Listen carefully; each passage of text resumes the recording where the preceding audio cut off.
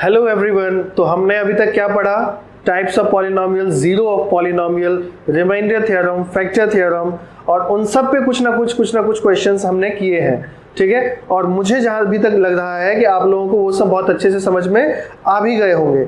ठीक है, अब पॉलिनोमियल का सबसे लास्ट सेगमेंट और सबसे बड़ा सेगमेंट अब से शुरू होने जा रहा है, दैट इज फैक्टराइजेशन, यानी किसी भी गिवन पॉलिनोमियल्स को उसके फैक्टर्स में तोड़ना। जैसे कि अभी तक आप किसी नंबर को उसके फैक्टर्स में तोड़ते थे तो क्या लिखते थे? 15 को क्या लिखते थे? 3 into 5 into 1 भी कर लो, चलो ठीक है।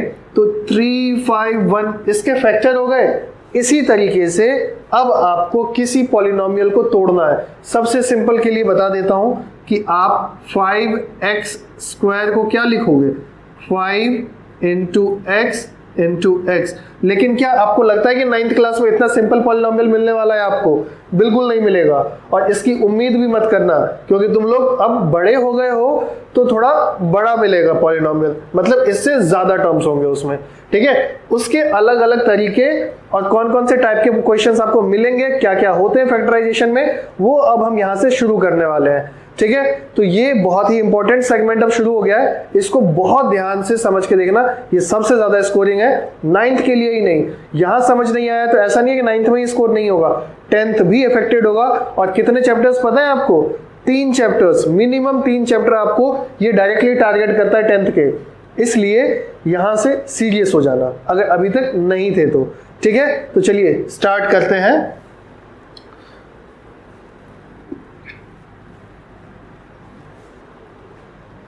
तो पहला आपको मिलेगा क्वाड्रेटिक पॉलिनोमियल, क्वाड्रेटिक पॉलिनोमियल का फैक्टराइजेशन। ठीक है, अब क्वाड्रेटिक आपने ऐसा नहीं कि पहली बार सुना है, अगर आपने पहला लेक्चर नहीं देखा होगा तो हो सकता है आपने पहली बार सुना हो।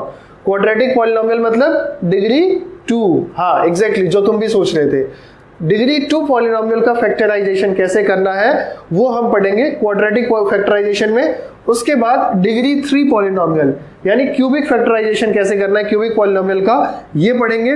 और देन अलजेब्राइक आइडेंटिटीज, कुछ अलजेब्राइक फॉर्मूलेज हैं जो आपने 8th में भी पढ़े थे, उसको उसमें 2-4 फॉर्मूले और ऐड करके अलजेब्राइक आइडेंटिटीज का फैक्टराइजेशन भी होगा, जिसमें ये बहुत इंपॉर्टेंट रोल प्ले करने वाला है। ये पॉलिनोमियल जो 10th क्लास में आप पढ़ेंगे उसमें भी बहुत सारे क्वेश्चंस हैं इसके, तो अभी अगर समझ जाएंगे तो 10th का काम यही हो जाएगा। ठीक है, तो चलिए पहला मैं इसमें क्वाड्रेटिक पॉलिनोमियल से स्टार्ट करता हूं। तो स्टैंडर्ड क्वाड्रेटिक पॉलिनोमियल क्या होता है? किसी भी स्टैंडर्ड पॉलिनोमियल को जो मैं स्टैंडर्ड क्वाड्रेटिक पॉलिनोमियल लिखूंगा तो क्या लिखूंगा? वो होता है ax square plus bx plus c। This is the standard quadratic polynomial. ठीक है, इसको ऐसे लिखा जाता है। स्टैंडर्ड क्यूबिक पॉलिनोमियल क्या होता है? ax cube plus bx square plus cx plus d। तो ये हो गया एक स्टैंडर्ड क्यूबिक पॉलिनोमियल। बट अभी बात मैं किसका करने वाला हूं? खाली क्वाड्रेटिक का। क्वाड्रेटिक फैक्टराइजेशन के लिए एक मेथड यूज होता है, उसका नाम पता है क्या है? बहुत फेमस नाम है, आज के बाद याद रख लेना, बहुत सुनने को मिलेगा। Middle term splitting. मतलब 3 टर्म है ना, तो मिडिल टर्म कौन सा है? ये x वाला। इसको तोड़ दो और कितने टर्म बन जाएंगे? इसको तोड़ दोगे तो 2 टर्म और आएंगे, 4 टर्म बन जाएंगे। वही है मिडिल टर्म स्प्लिटिंग। कैसे करते हैं मिडिल टर्म स्प्लिटिंग, उसके ये स्टेप्स मैंने लिखे हैं, बट इसके लिए मैं एक क्वेश्चन लिख लेता हूं पहले। क्वेश्चन क्या है? 6x square plus 19x plus 10। ये क्वाड्रेटिक पॉलिनोमियल आपको दिख रहा है, ये रहा क्वाड्रेटिक पॉलिनोमियल, ये आपको दिख रहा है। इसको हमें फैक्टराइज करना है। ठीक है, मतलब इसके टुकड़े करने हैं, 2 टुकड़े, क्योंकि अब देखिए कितने टुकड़े हो सकते हैं किसी पॉलिनोमियल के। तो number of factors equal to number of degree, मतलब जो फैक्टर्स है ना वो उनके डिग्री के बराबर होंगे। मतलब इसकी डिग्री कितनी है? 2, तो इसके कितने टुकड़े किए जा सकते हैं? 2। ठीक है, तो इसके डिग्री के पे डिपेंड करता है कि इसके कितने फैक्टर्स होंगे। अब चलिए इसका हम देख लेते हैं कोई की स्टेप्स क्या है।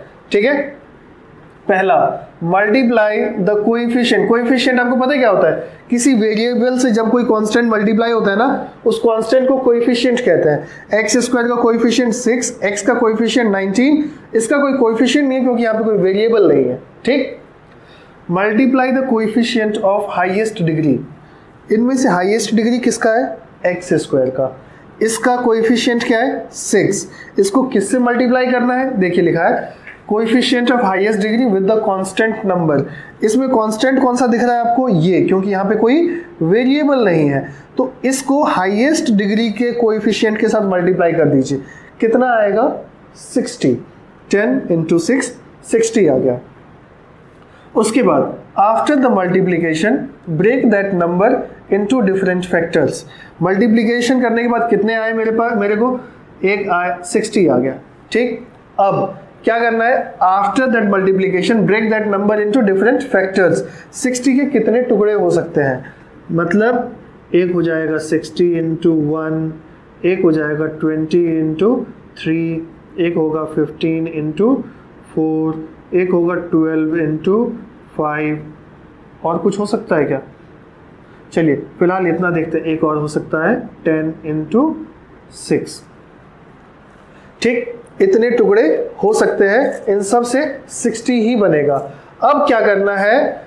Number into different factors such that इसके नंबर को, इसके इस नंबर जो मल्टीप्लिकेशन के बाद आया है, इसको इस तरीके से इनके फैक्टर्स में तोड़िए कि सच दैट द सम और difference of the factors will be equal to the middle term. Middle term कितना है? 19x।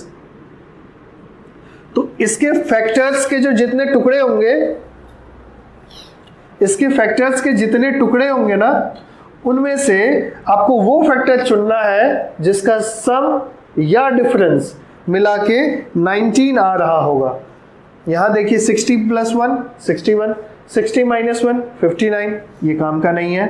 20 + 3 23, 20 - 3 17, 19 नहीं मिला, ये भी काम का नहीं है। 15 - 4 11, 15 + 4 ये काम का है।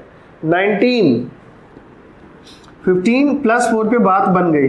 इसमें भी 19 नहीं आ रहा और इसमें भी 19 नहीं आ रहा है, तो क्या है? 15 + 4, मुझे 19 मिल गया। यहाँ पे ले आइए इसे और लिख दीजिए क्या? 19 की जगह 15 + 4x + 10। कोई दिक्कत नहीं है यहाँ तक। अब 6x² मल्टीप्लाई करिए 15x + 4x + 10। ठीक, अब इन दोनों को पकड़िए और इन दोनों को पकड़िए। इनमें जो कॉमन है निकाल लीजिए बाहर, और इनमें जो कॉमन है वो निकाल लीजिए बाहर। इसमें 6 और 15 में कॉमन क्या दिख रहा है? 3 कॉमन है, बिल्कुल 3 बाहर निकाल लीजिए। x भी दिख रहा है मुझे, यहाँ 2x है, यहाँ 1x है, 1x बाहर आ जाएगा। यहां से मैंने 3 निकाल लिया, 2 बचा। एक x निकाल लिया तो x बचा। ज्यादा से ज्यादा देखिए क्या क्या कॉमन निकल सकता है। यहां से मैंने x निकाल लिया तो x गया, 3 निकाल लिया तो 5 बचा। क्लियर है? और जब आप कॉमन ले लेते हैं, इसमें इन दोनों में से कॉमन निकाल लेंगे, तो एक चीज और देखिएगा कि आपने जो ये लिखा है इसको मल्टीप्लाई करने के बाद क्या दोबारा यही आ रहा है? अगर दोबारा यही आ रहा हो तो समझ जाइए कि आपने सही किया है। ठीक, उसके बाद 4 और 10 में कॉमन क्या है? 4 नहीं है, क्या हो सकता है? 2। क्या x कॉमन निकल रहा है? बिल्कुल नहीं, क्योंकि इसमें है और इसमें नहीं है। तो यहां हो जाएगा 2, क्योंकि 4 में से 2 गया तो 2 बचा x, और 10 में से 2 निकाल लिया तो क्या बचा? 5। दूसरी चीज अब चेक कर लीजिए, इसको मल्टीप्लाई करने के बाद क्या यही आ रहा है? अगर आ रहा है तो मैंने सही किया है। और सबसे बड़ी हिंट कि आप सही कर रहे हैं या नहीं, कि कॉमन लेने के बाद ये दोनों ब्रैकेट्स आपके सेम हो जाने चाहिए। अगर सेम है तो मैं सही रास्ते पे जा रहा हूं। अब ये एक टर्म बन गया और ये एक टर्म बन गया, दोनों में 2x + 5 है। कॉमन निकाल लेते हैं। तो चलिए इसको मैं यहाँ लिख रहा हूँ, 2x + 5 बाहर निकाल लिया, तो यहाँ क्या हो गया, 3x बचा, और यहाँ क्या बचा, +2 बचा। और इस तरीके से आप देखिए इसकी डिग्री 2, टुकड़े 2, और कितने फैक्टर्स हो गए, 2 फैक्टर, और मैंने इसे फैक्टराइज कर दिया। फैक्टराइज करना मतलब टुकड़ों में बांट देना, और वो मैंने आराम से कर दिया। ठीक, अब चलिए कुछ और क्वेश्चंस लेते हैं जिससे आपकी क्लैरिटी क्वाड्रेटिक पॉलिनोमियल फैक्टराइजेशन की अच्छे से बढ़ जाए। हम मेथड क्या, नाम क्या है हमारा, मिडिल टर्म स्प्लिटिंग। चलिए कुछ क्वेश्चंस और करते हैं। चलिए, तो नया क्वेश्चन क्या है हमारे पास कि इस पॉलिनोमियल को अब हमें फैक्टराइज करना है। इसमें एक ट्रिक है, जो बच्चे तेज होते हैं ना, जिनको अच्छे से समझ में आ जाता है, वो इतनी स्पीड में भागते हैं कि उनको क्वेश्चन में क्या है ट्रिक दिया गया है, क्या चाल चला गया क्वेश्चन सेट करने वाले के द्वारा, वो सब नहीं दिखता, वो बस शुरू हो जाते हैं। और इस चक्कर में वो गलती क्या कर बैठेंगे, वो इसको और इसको मल्टीप्लाई कर बैठेंगे। वो नहीं करना है, इसको सबसे पहले अरेंज करना है। कैसे, 12x² + 11x - 15, क्योंकि ax² + bx + c, यानी c लास्ट में आता है जो कांस्टेंट होता है, x वाला टर्म बीच में होता है। ये प्रोसीजर है पूरा। ठीक, अब क्या है, हाईएस्ट पावर के कोएफिशिएंट को और कांस्टेंट को मल्टीप्लाई करना है, साइन नहीं देखना, ये ध्यान रखिएगा, प्लस है माइनस है कोई बात नहीं, इसको मल्टीप्लाई करिए। मल्टीप्लाई करने के बाद आएगा 180 के फैक्टर्स को ऐसे तोड़िए कि ये 11 आ जाए। अब आप बोलोगे 180 इतना बड़ा नंबर, उसके इतने सारे फैक्टर्स को कैसे तोड़ के हम पता करें कि 11 किस में से आ रहा है। बहुत अच्छा क्वेश्चन है। तो उसको कैसे तोड़ना है ये देख लीजिए। प्राइम फैक्टराइजेशन आता ही होगा अगर 9th में पास होके आए हो तो, और अगर पास होके नहीं आए हो, धक्का दिए गए हो, तो शायद दिक्कत हो सकता है।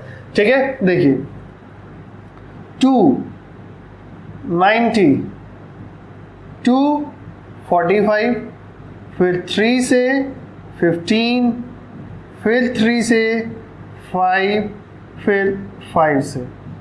ठीक, अब आपको इन फैक्टर्स का ऐसा तालमेल बिठाना है कि वो प्लस माइनस करके 11 आ जाए। ठीक, 15, 3 2 6 2 12, 15 - 12 3, 15 + 12 27, 11 नहीं आया। अब क्या करें, ये 4 है, 3 3 9 5 45, इसको इतना पकड़िए 45 और 4, 45 + 4 49, 45 - 4 41, 11 नहीं आया। अब इन दोनों को पकड़ते हैं, इसको 3 2 6 और ये 5 3 15 और ये 2, तो 15 2 30, 30 + 6 24, 30 - 6 24, ये भी नहीं हो रहा है। अब ऐसा करते हैं एक नया कॉम्बिनेशन कि इसको ले लेते हैं, 3 × 3 कितना होता है 9, इसको ले लिया, और 5 × 2 × 2, 5 2 10 2 20, 20 - 9 11, यहाँ आ गया। ये कॉम्बिनेशन हो गया हमारा। देखिए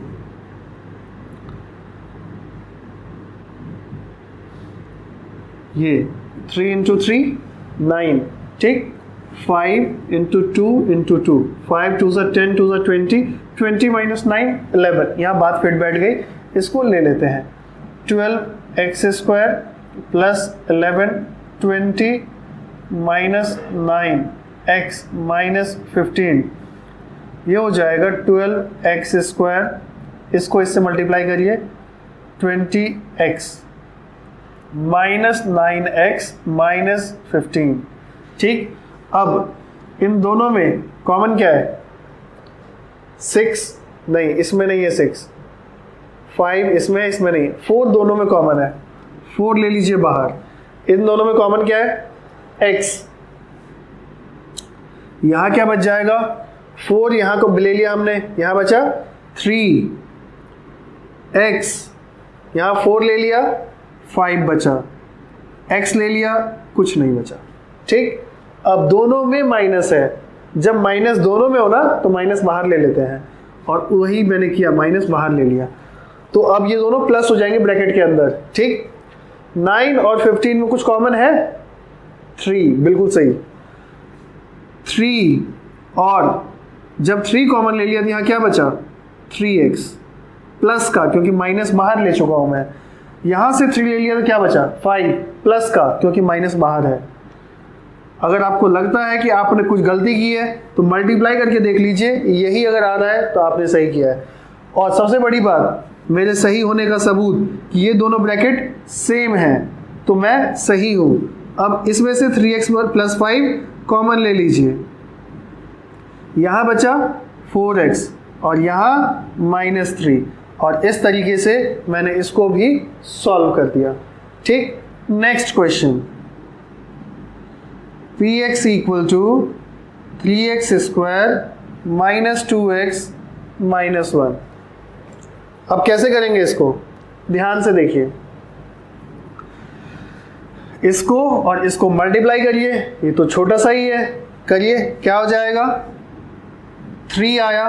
3 को ऐसे तोड़ना है 3 के फैक्टर्स को कि 2 आ जाए, ये बहुत सिंपल है, इसमें कुछ सोचना ही नहीं है। 3 + 1 4 काम का नहीं है, 3 - 1 2 काम का है, रख लीजिए।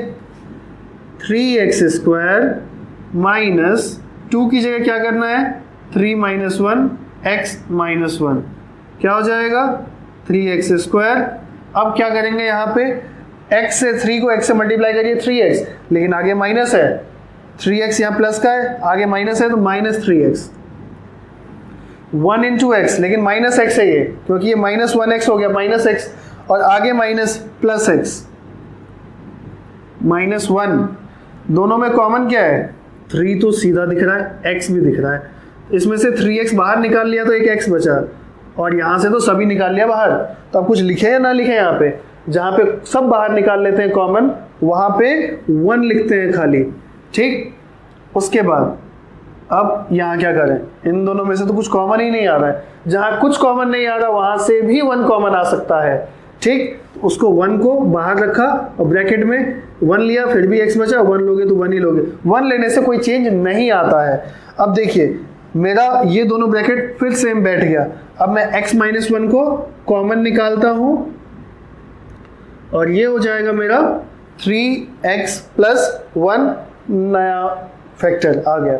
ठीक है, नेक्स्ट क्वेश्चन, px होगा 12x square minus 7x + 1।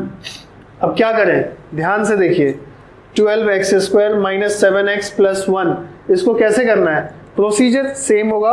Highest power का कोएफिशिएंट 12 इंटू कांस्टेंट 1 को मल्टीप्लाई करिए, कितना हो गया 12 भी आएगा। छोटे नंबर्स को तो बिना प्राइम फैक्टराइजेशन के हम कर सकते हैं, है ना। क्या हो जाएगा 12 × 1। अब 12 के फैक्टर्स कितने 6 × 2, तो 6 + 2 करने से 8 आ रहा है, 6 - 2 करने से 5 आ रहा है, ये काम का नहीं है। एक 4 × 3 भी है, 4 - 3 1 आ रहा है, 4 + 3 7 आ रहा है, हो गया। 12x स्क्वायर माइनस 7 की जगह 4 + 3x, यहाँ पे माइनस, यहाँ पे बस 7 की जगह बदलाव है। 12x स्क्वायर 4 × x 4x, आगे माइनस साइन तो -4x, 3 × x 3x, आगे माइनस साइन तो -3x + 1। So this is 12x square. अब इन दोनों में से कॉमन निकाल लेते हैं ना, तो क्या हो जाएगा 4 कॉमन आ रहा है और x कॉमन आ रहा है, निकाल लीजिए बाहर। यहाँ क्या बचा, यहाँ बचा 3 और बचा x, उसके बाद यहाँ क्या बचा 4x तो पूरा ले लिया हमने, 1 बचा। अब क्या करते हैं, इन दोनों में कुछ कॉमन नहीं है, कुछ कॉमन नहीं है तो 1 कॉमन ले लीजिए। तो यहाँ क्या बचा -3x, चेंज तो होना नहीं है 1 कॉमन लेने के बाद, और यहाँ +1।